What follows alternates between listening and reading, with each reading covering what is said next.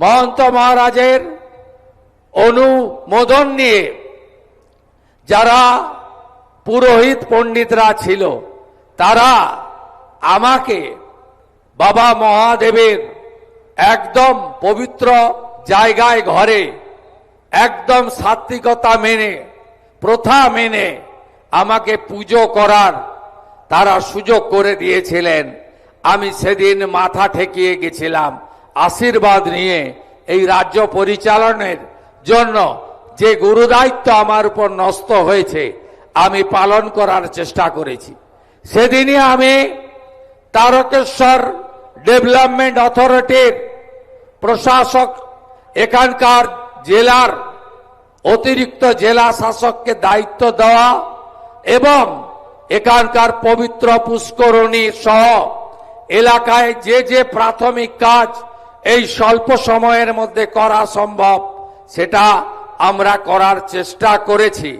আগামী দিনে তারকেশ্বর ধামকে আন্তর্জাতিক তীর্থক্ষেত্র, শ্রাবণী মেলাকে জাতীয় মেলার রূপ দেওয়া সহ এখানকার যে উন্নয়ন শুধু এলাকাবাসীর স্বার্থে নয়, এর ঐতিহ্য, এর গরিমা, এর যে বিরাট মাপের উচ্চতা রয়েছে সেই উচ্চতা আমরা সর্বত্র পৌঁছে দিতে চাই।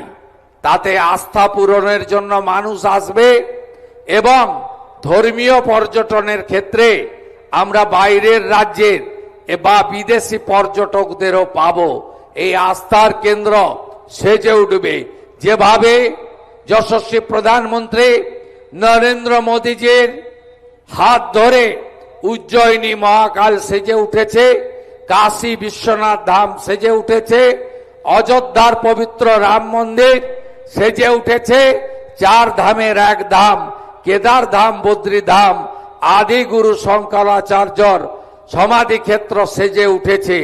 যেভাবে পুরী ধাম সেজে উঠছে একইভাবে আগামী দিনে তারকেশ্বর ধামও সেজে উঠবে। বিগত সরকারের চোখ বন্ধ ছিল, তারা অন্য কাজে ব্যস্ত ছিল, তারা তোষণ ভোট ব্যাংকের রাজনীতিতে ব্যস্ত ছিল। তাই এই পবিত্র জায়গাগুলি যার উচ্চতা পরিমাপ করা যায় না সেই সমস্ত জায়গাগুলি অবহেলিত ছিল। আমি আশা করব এবারের শ্রাবণী মেলা মধুময় হবে, সুখকর হবে, ঐতিহ্যের পরম্পরা বজায় রেখে হবে। যে কথা মহন্ত মহারাজ বলেছেন, শান্তি শৃঙ্খলা এবং অত্যন্ত শৃঙ্খলা পরায়ণতার সঙ্গে প্রশাসনকে সহযোগিতা করে আমরা এবারে শ্রাবণী মেলাকে এই পরিবর্তনের সরকারের আমলে একটি ঐতিহ্যের মেলায় পরিণত করব। যেটুকু ফাঁক ফোকর রয়ে গেল, যেটুকু আমাদের স্বপ্ন আছে, যা এই অল্প সময়ে 65 দিনের সরকার সময়ের অভাবে পূরণ করতে পারল না, আগামী দিনে আমরা সেটাও পূরণ করব। এই বিশ্বাস ভরসা আপনারা রাখতে পারেন।